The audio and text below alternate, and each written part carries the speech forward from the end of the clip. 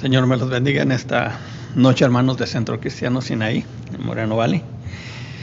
Hoy vamos a tener nuestro estudio de este día con el tema general de Cristo en el Apocalipsis. Y hoy vamos a empezar a considerar los mensajes a las 7 iglesias del capítulo 2, capítulo 3 del libro de Apocalipsis. Y los mensajes de Cristo a estas iglesias, vamos a considerar la primera, Éfeso, pero quiero hacerle primero una introducción para entender un poquito más el mensaje a cada una de estas iglesias, su significado. Vamos a considerar, por ejemplo, Éfeso, que significa un volver al primer amor. Esmirna se caracteriza por permanecer fiel. Pérgamo, por aferrarse a la verdad. Tiatira, de andar en buenas obras. Sardis, vigilar espiritualmente. Filadelfia, aferrarse a Cristo. Y Laodicea, ser celoso y arrepentirse.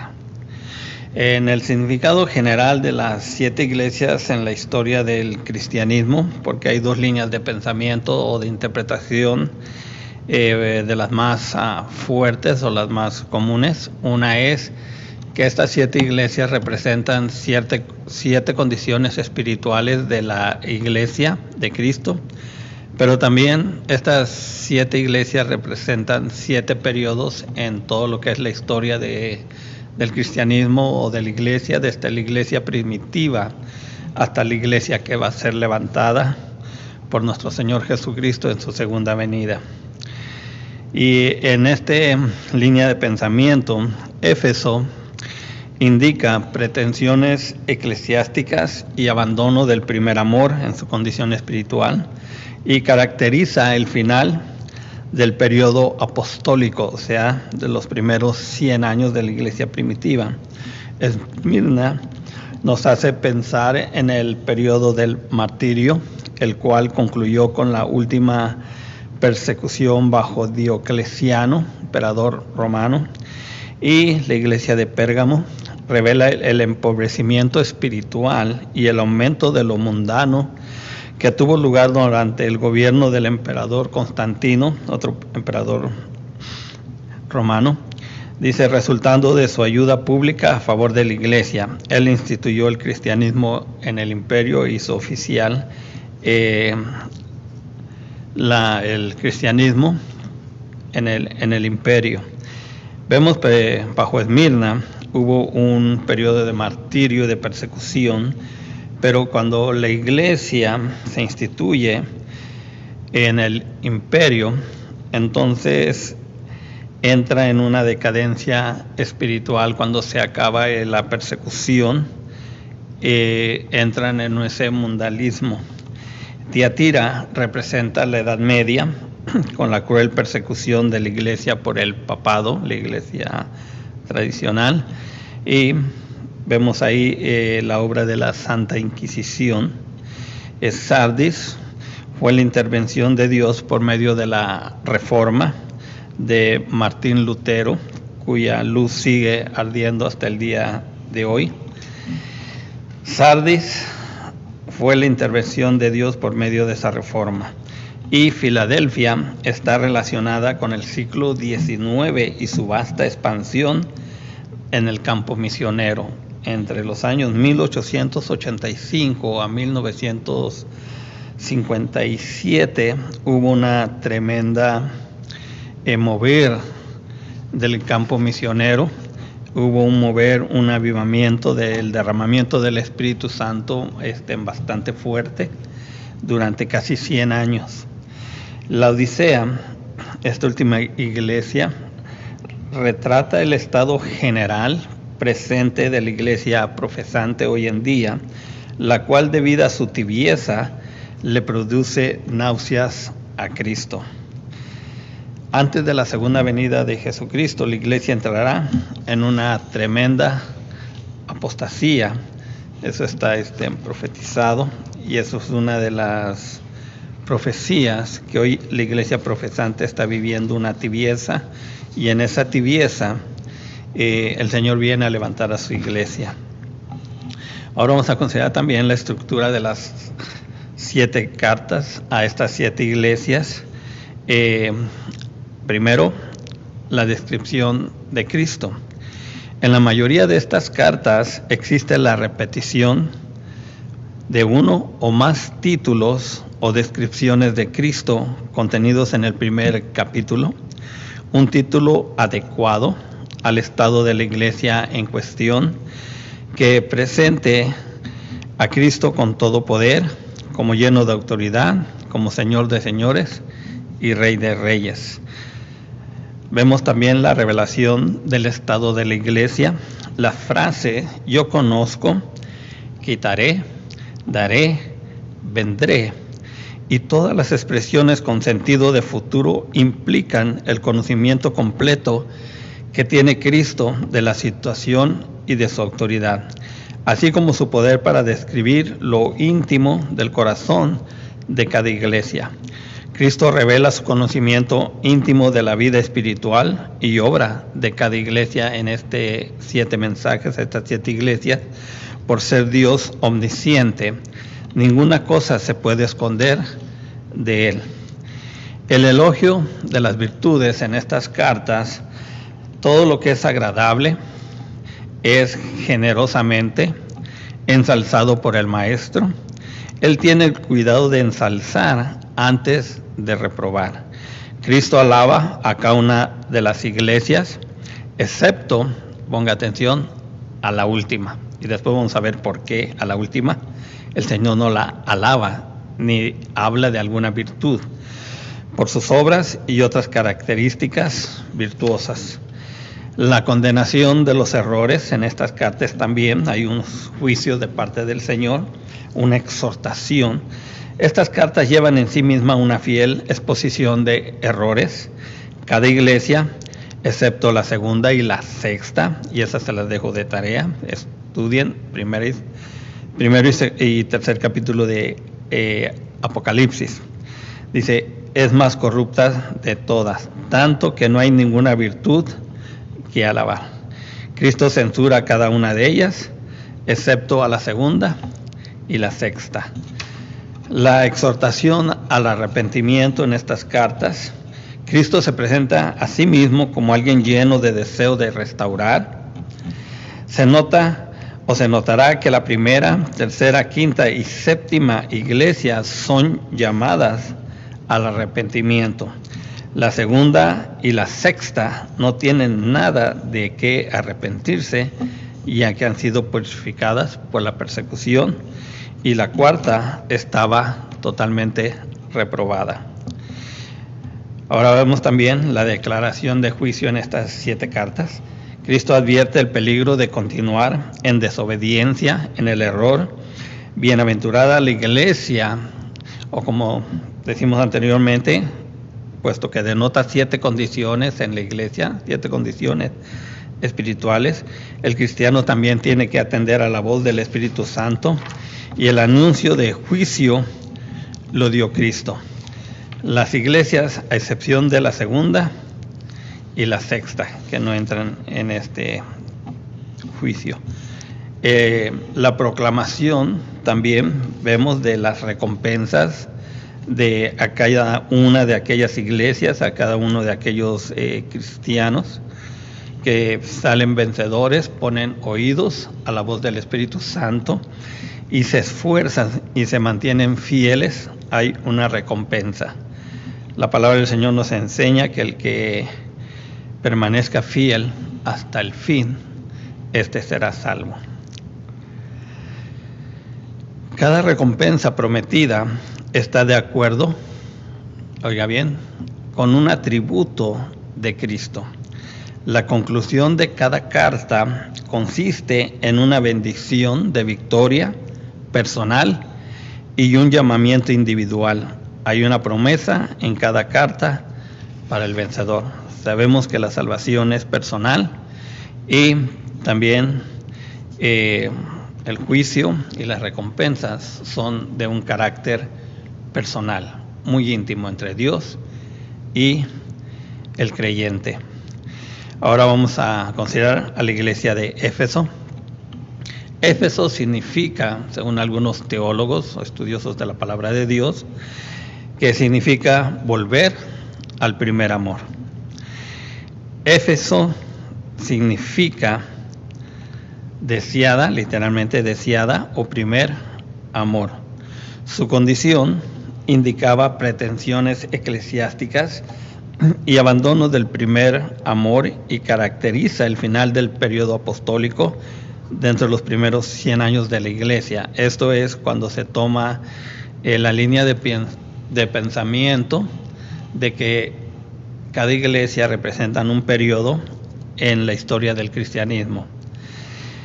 Era una iglesia que fue fundada en la ciudad de Éfeso, o sea que existió literalmente esta iglesia, prominentemente rica, con un gran comercio en la antigua Asia Menor, lo que hoy se considera parte de Turquía, y fue sede del renombrado templo de la diosa, una de las muchas diosas o deidades que en ese tiempo se adoraban, tanto como del imperio griego, que había sido sojuzgado, había caído bajo el poder del imperio romano, que ahora en ese tiempo estaba vigente. Y vemos que es parte de lo que Daniel había profetizado en la interpretación de los sueños de Nabucodonosor, de la estatua y de aquellas 4 bestias. Estamos en el cuarto, o en ese tiempo, cuando escriben Apocalipsis, Juan está en el poderío del cuarto reino que se había de levantar. Artemisa, en algunas ocasiones usted va a encontrar en la Biblia, en su diccionario o en algún comentario, que se habla de Artemisa, y ese era el nombre que se le daba a esta diosa por los griegos. Y también encontramos en el libro de Hechos, capítulo 19, la diosa Diana. Esta es el nombre que se le daba en el Imperio Romano, en lo que era el latín. Sabemos que Roma pues hablaba el latín y Grecia pues el griego, y esas dos sociedades estaban unidas de alguna manera. Uno era uno de los reinos que estaban saliendo, una de las potencias, Grecia, y ahora se estaba levantando Roma, la nueva potencia. Y Roma tenía una cualidad, que aquellas naciones que gobernaba, que conquistaba, les daba una libertad de culto, les daba ciertos privilegios, y ellos a su vez, si algo les agradaba, pues lo tomaban para ellos también. Así que se fusionaban con muchas culturas, con muchas naciones que iban conquistando. Éfeso también retuvo su importancia religiosa durante la dominación romana. Éfeso existía aún antes de que Cristo naciera y era una ciudad prominente, ya se consideraba como un lugar estratégico de comercio, y mantuvo esa importancia no solamente religiosa, sino comercial y política dentro del reino de los romanos, y llegó de tal manera a poseer 3 templos oficiales. Era una ciudad verdaderamente idolátrica, y mereciendo por esta razón triplemente, por lo tanto, el arrogante título de, es una palabrita media rara, Neocoros, que significaba literalmente guardiana del templo. Amén. Y vamos a ver qué es lo que nos dice la palabra de Dios al respecto, de que si realmente ellos tenían ese título de la ciudad de Neocoros, que significa literalmente guardiana del templo. En Hechos 19, versículo 26 y 28, dice así: pero veis y oís que Pablo, no solamente en Éfeso, sino en casi toda Asia, ha apartado a muchas gentes con persuasión, diciendo que no son dioses los que se hacen con las manos. Y no solamente hay peligro de que nuestro negocio venga a desacreditarse, sino también que el templo de la gran diosa Diana sea estimado en nada y comience a ser destruida la majestad de aquella a quien venera toda Asia y el mundo entero. Era una diosa, una deidad que era muy popular, no solamente en la ciudad de Éfeso, sino en todo lo que era Asia, donde estaban esas 7 iglesias que habla Apocalipsis, y aún en lo que era el mundo conocido de ese entonces, había una adoración y una idolatría hacia esta diosa Diana. Esto, pues, era un hombre que hacía templos de plata, un tal Demetrio, y cuando estas gentes idólatras escucharon esta afirmación de este hombre, que preocupado no tanto por lo que hacía Pablo, sino por su negocio, su negocio de hacer templecillos de plata y que les daba muy buenas ganancias y riquezas, era esa su principal preocupación. Dice que cuando la gente escucharon estas cosas, se llenaron de ira y gritaron diciendo: grande es Diana de los Efesios. Yo creo que esto nos muestra algo muy similar hasta el día de hoy con la gente de alguna manera idólatra, que si a alguno les toca sus ídolos, sus creencias, se llenan de ira, de molestia, de enojo, porque pues están enceguecidos como lo estaba esta multitud. El versículo 34 de este mismo capítulo 19 nos dice: pero cuando le conocieron que era judío, cuando un hombre quiso poner un alto, un orden, todos empezaron a gritar casi por 2 horas: grande es Diana de los Efesios. Miren lo que hace la idolatría. Por 2 horas estuvieron gritando frenéticamente que Diana era la diosa de los Efesios. Nosotros como cristianos deberíamos de aprender esto y tomar conciencia de que si conocemos al verdadero Rey de Reyes y Señor de Señores, a veces nos cuesta trabajo siquiera congregarnos por 1 o 2 horas. Y esta gente que vivía en oscuridad espiritual, por 2 horas estuvieron gritando a todo lo que daban: Diana es grande. Increíble. Amén. Entonces dice que el escribano en el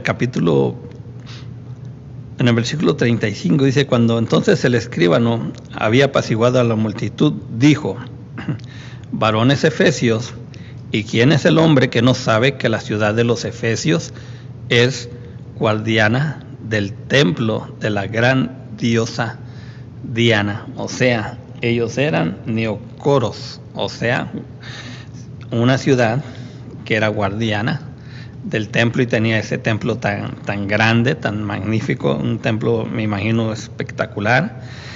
Dice, y que es la imagen venida de Júpiter. O sea, había una creencia que la imagen que estaba ahí, que adoraban, había llegado directamente del cielo.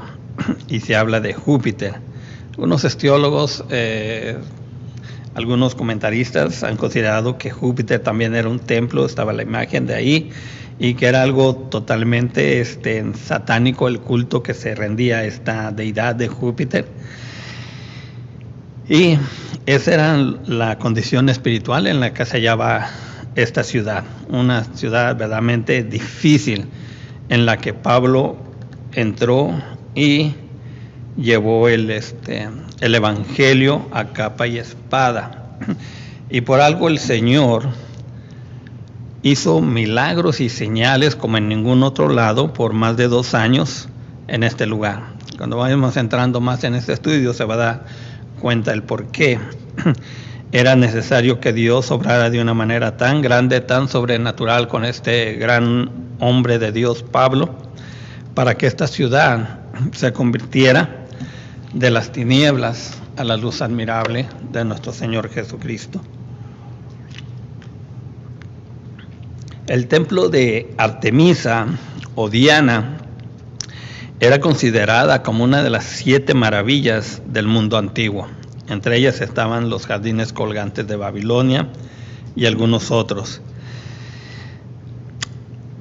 Y fue considerada así hasta que fue destruido por los godos en el año 263 después de Cristo. Es un dato interesante porque los godos, de alguna manera, unas tribus de te voy a decir casi salvajes, golpearon y humillaron y derrotaron al gobierno romano, al ejército romano. Los golpearon muy fuerte y ahí se empezó a la decadencia del imperio romano bélicamente. Y era el edificio, este templo, el más grande que tenía el mundo griego. Y cuando consideramos esto, la magnitud de este templo que se había levantado, esta imagen, este ídolo, si usted mira en algunas fotos, si va a la internet, a Google, ahora hay que tanta información, y busca algunas de las construcciones más prominentes, más formidables, increíbles que había en ese tiempo, la metrópolis, la Decápolis, todas aquellas ciudades que fundaron estos hombres, los griegos, tanto como los romanos, eran construcciones fabulosas, increíbles, unas columnas que hasta hoy en día están de pie, y cuando un hombre se para ahí se mira infinitamente pequeño ante estas columnas y esta grandeza de estos lugares. Pues este era uno de los templos más grandes, una de las construcciones más formidables que había, al hecho que se le consideraba como una de las 7 maravillas del mundo. Y tenía en ese templo una imagen de la diosa que, según se afirmaba, había caído del cielo. Así que no nos sorprendamos que hoy en día muchas falsas imágenes y esculturas de hombre, dicen los que le profesan culto, que fueron caídas o fueron traídas o enviadas del cielo. Pablo tuvo una gran batalla en esta ciudad para establecer la iglesia. En 1 Corintios capítulo 15, versículos del 30 al 32, nos dice la palabra. Dice: ¿por qué nosotros peligramos a toda hora? Os aseguro, hermanos, por la gloria que de vosotros tengo en nuestro Señor Jesucristo, que cada día muero. Si como hombre batallé en Éfeso contra fieras, ¿qué me aprovecha si los muertos no resucitan? Comamos y bebamos, porque mañana moriremos. Entonces Pablo ahí hablando a la iglesia, tratando de educarla en cuanto al asunto de la resurrección, que era algo muy importante también, un punto fundamental para aquellos nuevos cristianos. Pablo les dice de qué aprovecha si en Éfeso para establecer una iglesia yo batallé como contra fieras. Y una de esas fieras rabiosas, se puede decir, fue Demetrio, el platero, aquel que estaba ahí en primer lugar en la construcción de esos templecillos de plata de Diana. Después de la partida de Pablo de Éfeso, Timoteo se quedó en la iglesia de Efesios, y eso lo podemos encontrar en Timoteo, que dice el capítulo 1, Pablo, apóstol de Jesucristo, por mandato de Dios nuestro Salvador y del Señor Jesucristo, nuestra esperanza, a Timoteo, verdadero hijo en la fe, gracia, misericordia y paz de Dios Padre y de Cristo Jesús, nuestro Señor. ¿Cómo te rogué que te quedases en Éfeso cuando fui a Macedonia, para que mandases a algunos que no enseñen diferentes doctrinas? Porque había bastantes doctrinas muy fuertes, y que también el versículo 4 dice: no presten atención a fábulas y genealogías interminables que acarrean disputa más bien que edificación de Dios, que es por fe. Así te encargo ahora. Era lo que Pablo le decía a Timoteo cuando él estaba a cargo de la iglesia de Éfeso, y que tenía que luchar con aquellas diferentes doctrinas que habían. Recordemos que para ese tiempo estaba muy fuerte el asunto de la filosofía. De los griegos principalmente habían difundido por todo el mundo conocido las filosofías de Platón, Aristóteles y de algunos otros grandes filósofos griegos, y que hasta el día de hoy se siguen considerando y se les tiene en gran estima. Así es que era un tiempo difícil para la iglesia de Éfeso. Estaban los cultos, estaban las festividades paganas, y por las cuales en estas iglesias las falsas doctrinas, o una de las falsas doctrinas que había más fuerte, era de los nicolaitas, y que también ahorita vamos más adelante en este mismo estudio a ver un poquito más acerca de ellos, que impulsaban a la iglesia, a los creyentes, a desviarse de la fe y a participar de esas festividades, de esos cultos paganos donde había toda perversión sexual, habían orgías, había vino, habían mujeres las que fungían ahí, las sacerdotisas, las sacerdotas de ahí eran generalmente prostitutas profesionales que estaban ahí. Y entonces por esa condición espiritual, Éfeso, o la iglesia de Efesios, muchos de los que profesaban la fe se enfriaron y se desviaron de la verdad. Y vamos a considerar también que en Éfeso, según el capítulo 19 de Hechos, sucedieron varios acontecimientos. Pablo estaba iniciando su tercer viaje misionero. Apolos aparece ahí en el capítulo 19. Dice que era un hombre poderoso en las Escrituras, en el conocimiento de las Escrituras, y enseñaba y hablaba elocuentemente, hasta que fue ministrado también y recibió el bautismo del Espíritu Santo. Los creyentes también de Éfeso, cuando Pablo habla con ellos, les habla del bautismo del Espíritu Santo, y dice, no hemos oído del bautismo en el Espíritu Santo, nomás el bautismo de Juan. Y entonces Pablo impone manos, ora sobre estos grupos, este grupito de creyentes, y reciben el bautismo del Espíritu Santo. Algo interesante, porque con un puñado se considera que una docena de gentes, de nuevos convertidos, Pablo impone manos, reciben el poder del Espíritu Santo, la llenura, el bautismo del Espíritu Santo, y se levanta una iglesia poderosa. Empiezan a haber grandes señales, prodigios, milagros increíbles, y ahí el cristianismo sacudió al imperio romano idólatra y al imperio griego desde ese lugar. Dios hacía milagros extraordinarios. Ahí vamos a ver en el libro de Hechos, capítulo 19, dice, llevaban los paños de Pablo y las enfermedades se iban y los espíritus inmundos salían. También se menciona los 7 hijos de Esceva, jefe de los sacerdotes, que eran exorcistas ambulantes y quisieron sacar a un demonio, como usted sabe la historia, y después fueron agredidos y fueron golpeados y mandados desnudos. Esta ciudad también fue posteriormente el centro de operaciones de Juan, que tenía jurisdicción sobre las 7 iglesias principales de Asia mencionadas en Apocalipsis.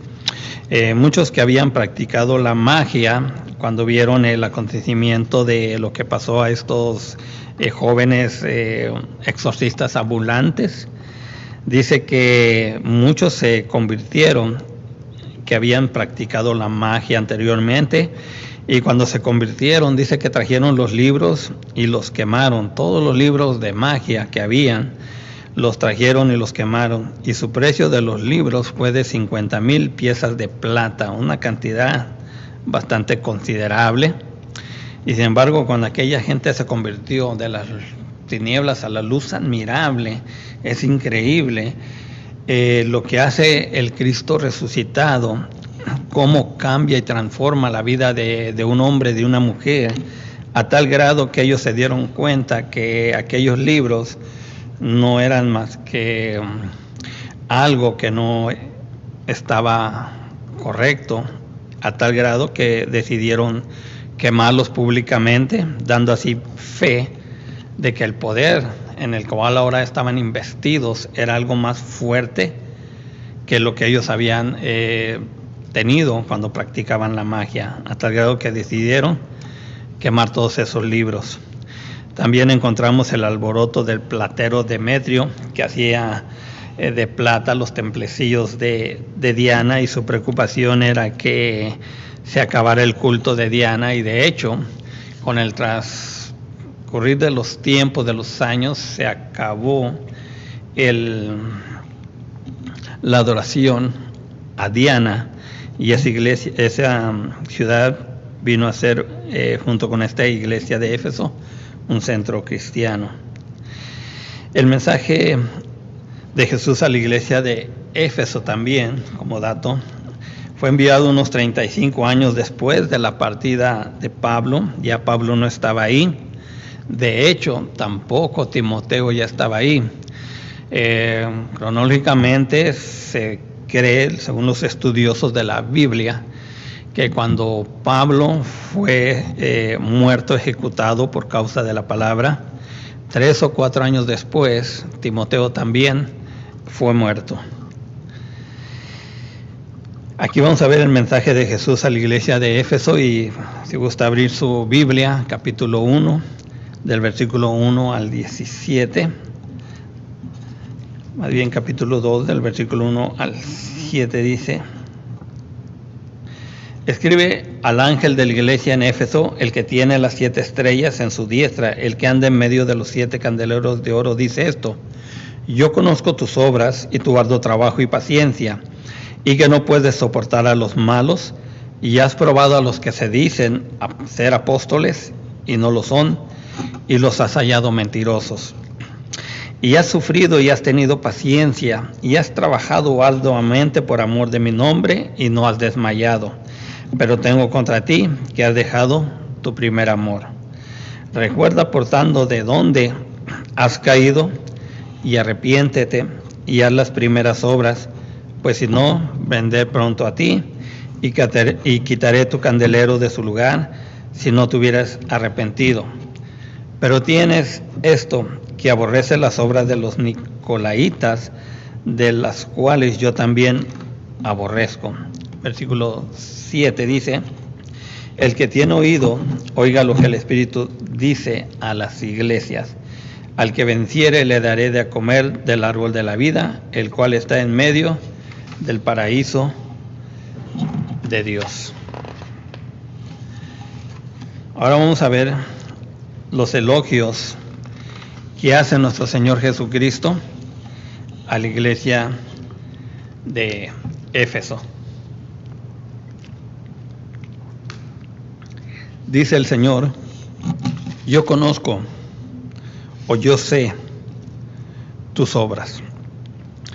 Y esto hace referencia al servicio real, verdadero. No era un club social, era una congregación activa de santos redimidos por la sangre del Cristo resucitado. Esa es una iglesia viva, que está en el Espíritu, o que camina en el Espíritu, cuando tiene ese primer amor, ese fuego de ese nuevo nacimiento. Es una iglesia que tiene un servicio real, vivo, verdadero, espiritual. Y también dice el Señor: Conozco tu arduo trabajo y paciencia. Estas palabras van más profundo, pues hace referencia al esfuerzo que produce el trabajo, a pesar del costo. El trabajo le costaba en medio de una sociedad totalmente idolátrica y pecadora. No era fácil ser un cristiano, no era fácil llevar la palabra de Dios. Dice también La paciencia es la actitud de persistir en la tarea que produce el trabajo arduo. Y el conocimiento de esta condición salió de los labios del Cristo resucitado. El que tiene ojos como de fuego y lo ve todo. Dice, conozco tus obras y que detrás de ellas hay esfuerzo, hay dolor, porque muchos estaban perdiendo sus familias, sus hijos, sus padres, sus hermanos, por causa del Evangelio, eran muertos. Había valentía, porque a pesar de esa condición, de esa persecución, seguían valientemente confesando al Cristo resucitado. Había sacrificio, porque en medio de todo eso había carencias, había ataques, había bastante ultraje en contra de ellos, y sin embargo seguían. Había una renunciación, porque habían renunciado a los placeres temporales del mundo, habían renunciado a la idolatría, habían renunciado a lo fácil, habían renunciado a lo que estaba de moda, habían renunciado a los vicios, a los placeres, por amor a Cristo. Había en esta iglesia un verdadero amor hacia el nombre del Señor. Y también le dice, y no puedes soportar a los malos. Dice, no dejas pasar ninguna impureza dentro de la iglesia. No participas de las obras malignas y corruptas de la sociedad de Éfeso. Esto era algo lo que el Señor le decía, no soportas a los malos, no convives, no estás de acuerdo, no estás en comunión con aquellos que andan desordenadamente o que andan en idolatría. La palabra del Señor nos sigue diciendo hoy en día, no comáis ni os juntáis con ninguno que diciéndose hermano sea borracho, ladrón o un sinvergüenza, dice con el tal, ni aún comáis, no te juntes. ¿Por qué? Porque la palabra del Señor nos dice que somos un pueblo santo y que el Señor nos dice sed santos porque yo soy santo. Y en esta condición la iglesia de Éfeso se cuidaba de dar un buen testimonio espiritual. También el Señor les dice, has probado a los que se dicen ser apóstoles y no lo son, y los has hallado mentirosos. Muchas veces, no solamente Juan, no solamente el Señor, en este mensaje a la iglesia, le dicen que por ahí han salido muchos que diciéndose ser apóstoles, enseñaban cosas totalmente falsas, totalmente erróneas, y que ponían en peligro o que ponían en división a las iglesias y que hacían errar a muchas gentes con esas falsas doctrinas, como los judaizantes que entraban a las iglesias encubiertamente, diciendo ser apóstoles a alguien, les decían a la gente, bueno, para ser completamente salvo tienes que observar todavía la ley de Moisés, todavía tienes que observar el sábado y todavía tienes que ser circuncidado. Entonces eran dos de las doctrinas más fuertes que Pablo luchó mucho con la iglesia, la educó a tal grado de que decía que estos eran falsos apóstoles. Y con estos falsos apóstoles son los con los que había la iglesia tenido su confrontación y los había probado, y no solamente los había probado, sino los había hallado mentirosos. La iglesia ha sido cuidadosa en su doctrina, caracterizada por discernimiento y reprensión de los falsos maestros, algo que hoy en día a muchas iglesias, a muchas congregaciones les falta tener. Discernimiento para reprender no solamente a los falsos maestros, falsos predicadores, falsos evangelistas, sino a las falsas doctrinas que se levantan, doctrinas de hombres. Hoy más que nunca la iglesia necesita ser muy cuidadosa en su doctrina. También el Señor les dice, has tenido paciencia y has trabajado arduamente por amor de mi nombre. La fidelidad en medio de la persecución, las pruebas habían golpeado a la iglesia y ellos se mantenían firmes en su fe. Y uno de esos vivos ejemplos era el que enviaba esos mensajes, esas cartas a estas iglesias de Asia, estas 7 iglesias que estaban ahí, que era Juan, un hombre que conocía las iglesias muy bien y que las iglesias de seguro la conocían también y sabían que él estaba preso, que él estaba en la isla de Patmos, desterrado por causa de la predicación de la palabra de Dios, porque él mismo lo testifica en el primer capítulo de Apocalipsis. Dice, yo estaba en la isla de Patmos en el día del Señor en el Espíritu, cuando recibió esa revelación de parte de Jesucristo.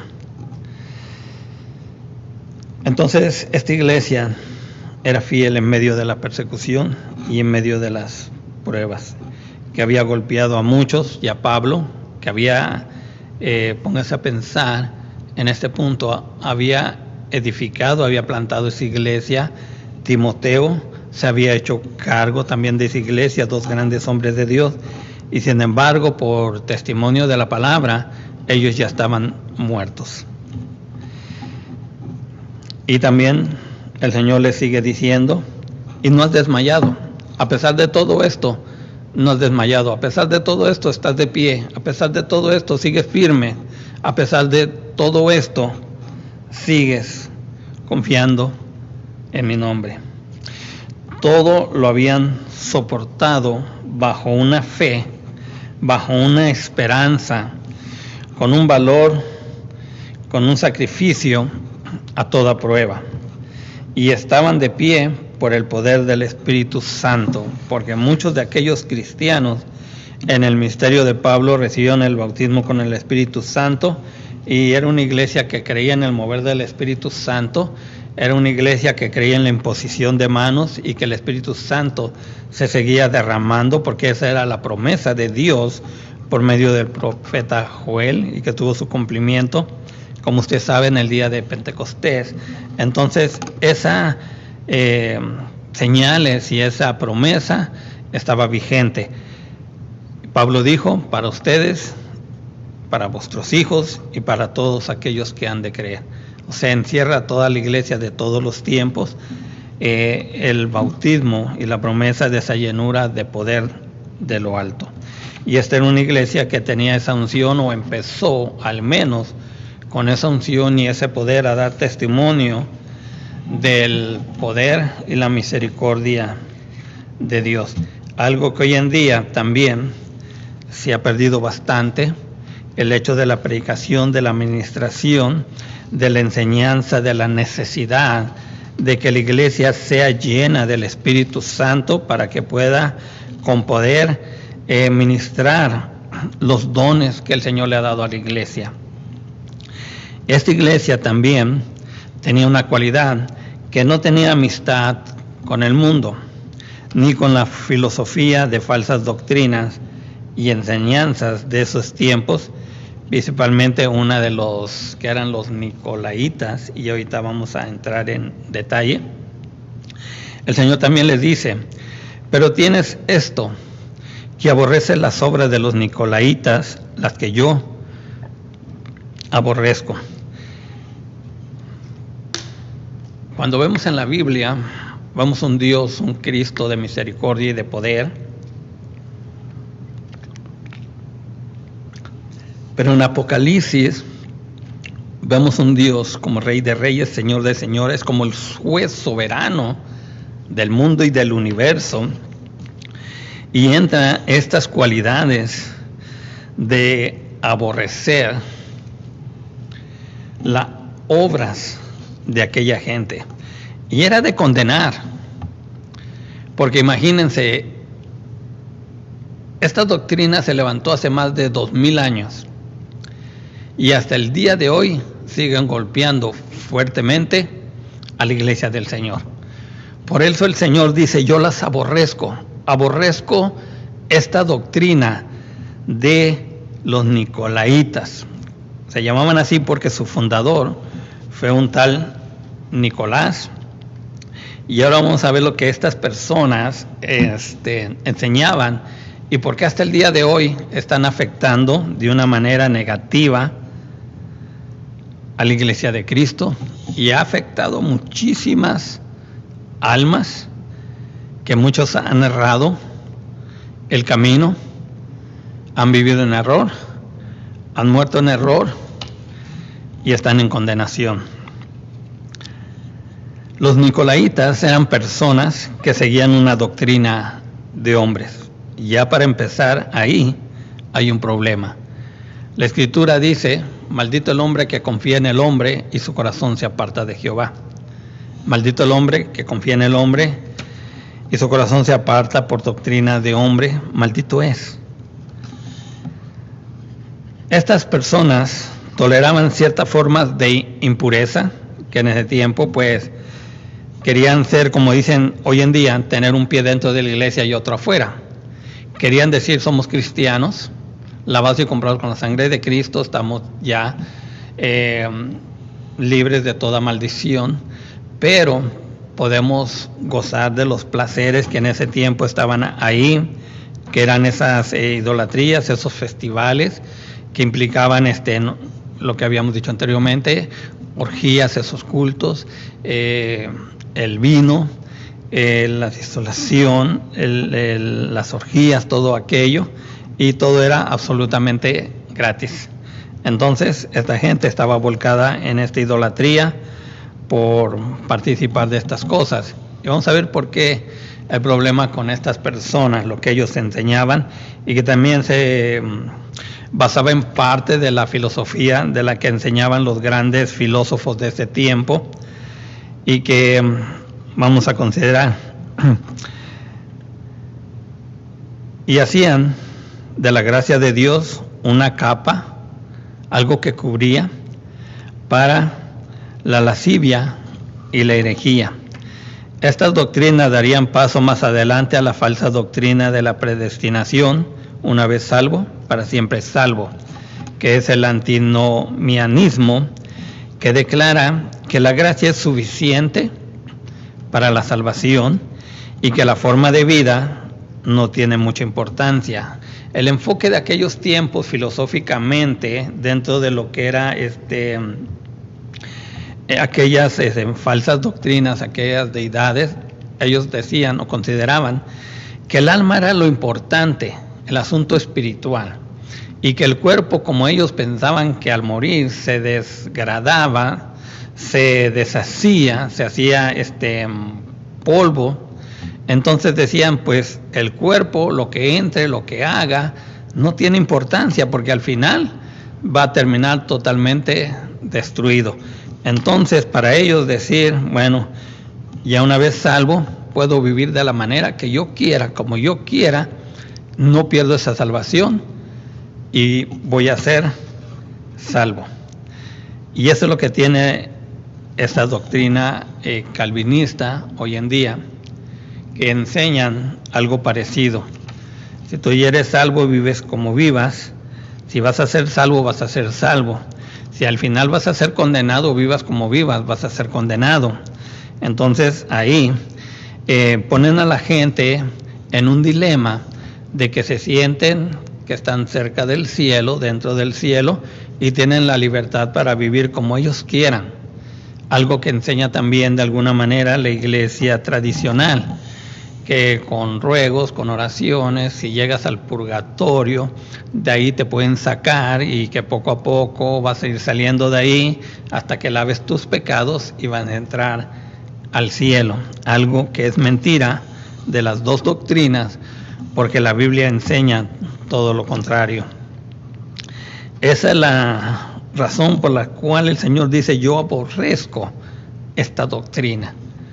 Porque no en su momento que estaba pasando, estaba causando un daño, sino hasta el día de hoy, esa forma de pensar, esa forma de doctrina, de alguna manera con antinomianismo o con calvinismo o con otro tipo de doctrina, como la quieran disfrazar delante de Dios, el Señor la reprueba, la aborrece. Así que debemos de tener cuidado de cómo vivimos, qué doctrina asimilamos, recibimos. Amén. La palabra del Señor dice: el que piense estar firme, mire que no caiga. El que perseverare hasta el fin, este será salvo. Ahora vemos la reprensión que el Señor le hace a la iglesia. Dice: pero tengo contra ti que has dejado tu primer amor. ¿Cuántos de los que me están mirando hoy en día ya perdieron ese primer amor?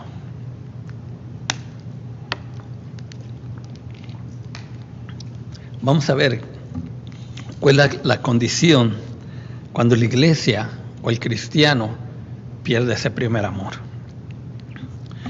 Una obra mala echa a perder todos los logros y su resplandor.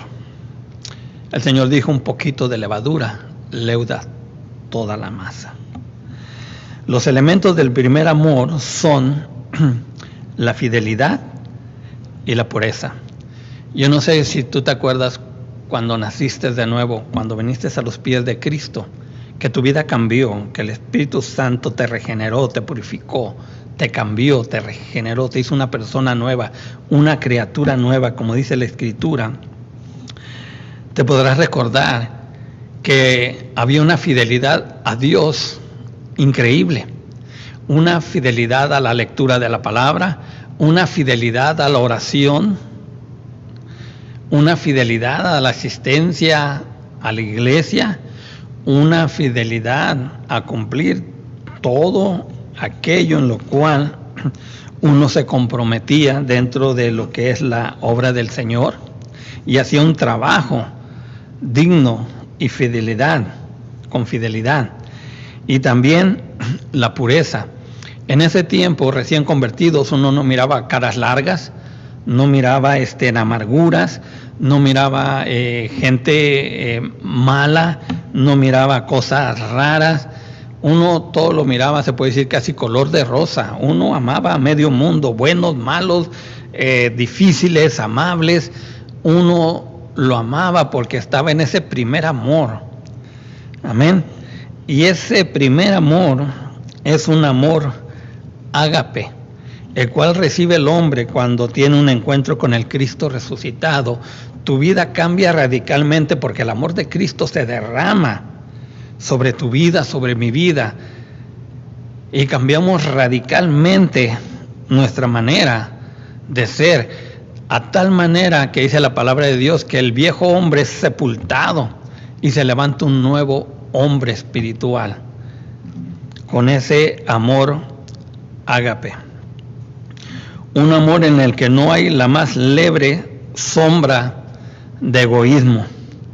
Es la sumisión de un gran amor, porque de tal manera amó Dios al mundo, este gran amor, a un gran amor sin barrera de los redimidos. O sea, amar a Dios como Él nos amó. Y en ese primer amor, en esa nueva creación, nosotros amamos a Dios en esos momentos como a nadie más podríamos amar en el mundo. Y yo sé que si tú te diste un nuevo nacimiento verdadero y el amor ágape del Señor se derramó en tu vida y recibiste el sello del Espíritu Santo, tú sabes que en esa condición en tu vida había una sumisión sin límites. No había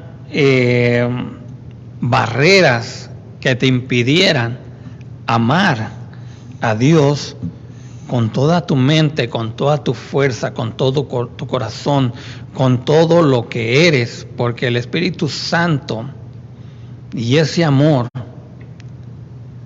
te daba esa facultad, o nos daba en ese momento la facultad de amar a Dios de esa manera. Y espero que muchos de los que me están escuchando todavía vivan y estén en ese primer amor. El primer amor es el abandono, o el abandonarlo todo por un amor que lo dejó todo. La palabra del Señor nos dice que Cristo dejó su gloria en los cielos por amor a su creación. Por amor a ti y a mí, vino y dio su vida en la cruz del Calvario y derramó su sangre preciosa por amor a ti y a mí. Y aunque éramos en su momento pecadores, Cristo murió por nosotros. Entonces, ese primer amor es abandonarlo todo, dejarlo todo, tomar la cruz y seguir cada día a Cristo.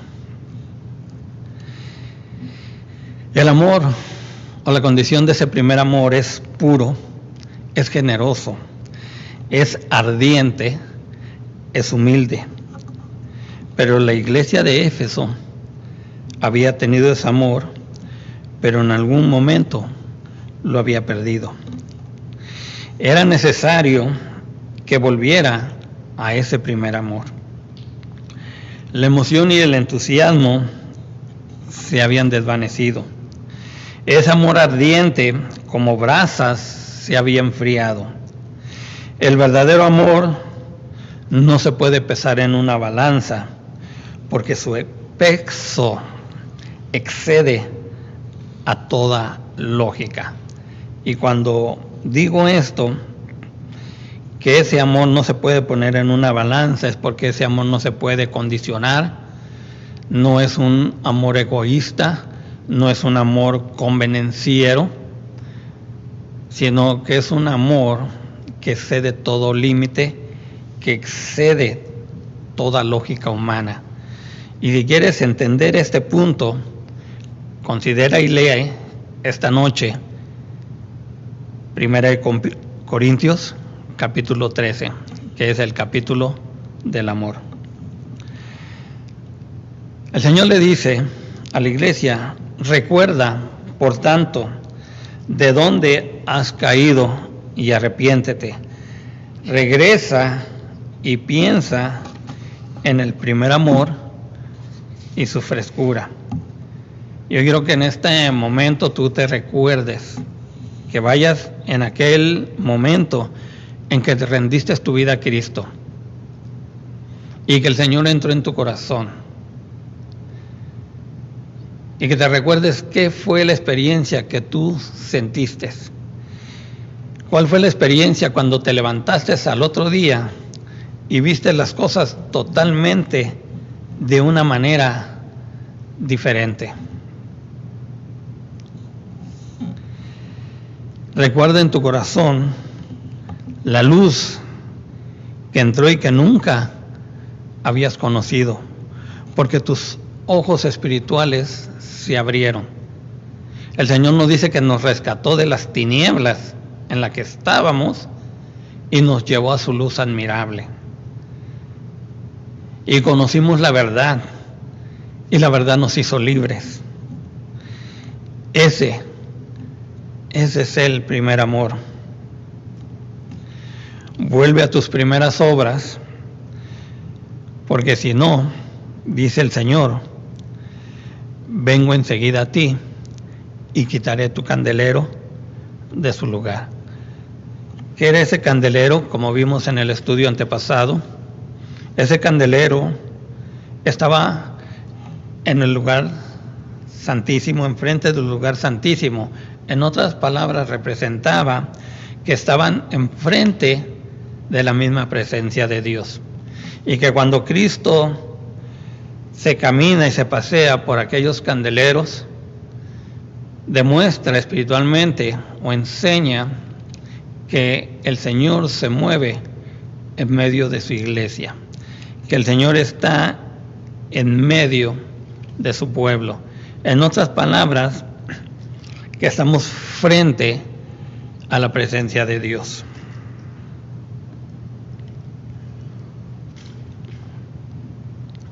Por eso es muy importante lo que Dios le decía a la iglesia de Éfeso. Por lo tanto, recuérdate, vuelve a tu primer amor, vuelve a tus primeras obras. Ahora, humanamente hablando, ¿es posible? Humanamente hablando es imposible, porque humanamente no es posible, pero con la ayuda de Dios, con la ayuda de nuestro Señor Jesucristo, es posible volver al primer amor. Dios es un Dios de comienzos, Dios es un Dios de oportunidades. Si Él le dice a la iglesia, vuelve a tu primer amor, es porque la iglesia podía volver a su primer amor. Si el Señor en esta noche te dice, vuelve a tu primer amor, es porque Él sabe que tú puedes volver a tu primer amor. Porque Dios es veraz, Dios no es mentiroso. A veces a nosotros nos cuesta trabajo pensar, pero la palabra dice que para lo que para nosotros es imposible, para Dios es posible. Y si Él te dice, vuelve a tu primer amor, vuelve a tus primeras obras, es posible con la ayuda del Señor. Porque de otra manera, como cristianos, es imposible dar testimonio de Cristo en la oscuridad espiritual y la frialdez del corazón. A menos que haya el primer amor, el candelero no será quitado. Esa es la promesa del Señor. Vuélvete a tu primer amor, para que yo no quite tu candelero. En otras palabras, vuelve a tu primer amor, para que yo no quite mi presencia de tu vida, para que mi presencia siempre vaya delante de ti, para que mi presencia esté siempre en tu vida. Vuelve a tu primer amor. Y era lo que le decía la iglesia de Éfeso. Y después el Señor emite una promesa. La promesa al que venciere, y estamos en el último versículo de ese capítulo 2, que dice, el Espíritu Santo dice a las iglesias, al vencedor de estas iglesias le ofrezco la provisión del árbol de la vida, lo cual puede indicar la exención del deterioro corporal, o sea, una vida incorruptible, inmortal, que el Señor nos ha prometido. El árbol era muy significativo en esos tiempos como símbolo del poder divino y del dador de la vida. Y también habla del paraíso. Paraíso literalmente en su traducción quiere decir un jardín delicioso, un jardín agradable, un jardín donde el hombre se recrea con la creación, con lo que Dios le ha dado, con todo lo bueno que el Señor le ha dado. Y representa la suma de todos los goces espirituales. Aquí también vemos en medio de estas iglesias, en lo que el Señor promete, en lo que el Señor habla, el mensaje que tiene a ellas, le deja ver a cada iglesia, ya sea en su condición espiritual, 7 condiciones espirituales que puede tener una iglesia, o digamos los tiempos en la historia del cristianismo, desde la iglesia primitiva, desde el apostolado, la era del apostolado, hasta el día que la iglesia va a ser levantada. El Señor le deja ver que su promesa de que Él viene a levantar a su iglesia está ahí. Porque si usted considera capítulo 2 y capítulo 3 de Apocalipsis, después del mensaje a las iglesias, el Señor levanta a Juan y lo lleva al cielo, y ahí le muestra las cosas que habrán de ser, las que habrán de venir. Entonces ya de ahí cambia totalmente del periodo del tiempo de la iglesia y entra a la revelación de lo que ya es en las cosas que vienen después de que la iglesia es arrebatada, llevarla al cielo, como consideramos en el estudio pasado. Y aquí vemos la inminencia y segura venida del Cristo, que refleja en sus mensajes de corrección a las iglesias. A Éfeso le dice, vendré pronto a ti y quitaré tu candelero de su lugar. La iglesia de Éfeso no volvió a su primer amor y desapareció del mapa. De hecho, todas desaparecieron, a excepción de Sardis, que todavía está ahí la iglesia con los creyentes. Las demás, las 6 iglesias restantes, desaparecieron. A Pérgamo le dice, pues si no, vendré pronto a ti. Tiatira dice, retenedlo hasta que yo venga. A Sardis le dice, vendré a ti como ladrón, no sabrás a qué horas vendré sobre de ti. A Filadelfia le dice, he aquí yo vengo pronto. Retén tu corona para que ninguno te robe. Y a Laodicea le dice, yo estoy a la puerta y llamo. Si alguno oye mi voz, y usted conoce estos 2 versículos de memoria tal vez, he aquí yo vengo pronto, retén lo que tienes, y yo estoy a la puerta y llamo.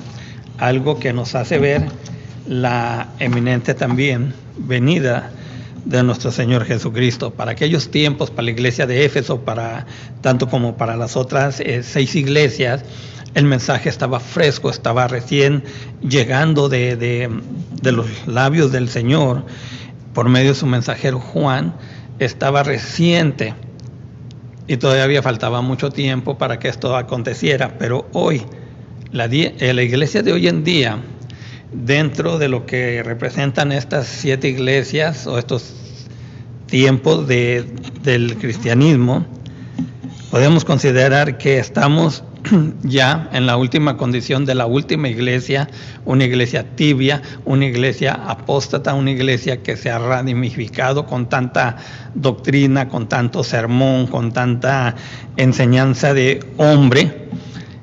Hoy más que nunca con las redes sociales usted puede encontrar infinidades, millones de hojas que hablen de cualquier tema de la palabra de Dios, y que debemos tener un cuidado muy especial de lo que vemos, de lo que consideramos que esté dentro de lo que es la palabra de Dios, dentro de lo que enseña el Espíritu Santo, para que estemos en la verdad, estemos firmes, para que cuando Cristo venga nos halle despiertos, nos halle vigilantes y nos halle con esa llenura del Espíritu Santo, para que seamos levantados cuando Cristo venga con poder. Señor me los bendiga. La próxima martes estamos tratando otra más de las iglesias, así que el Señor me los bendiga. Amén.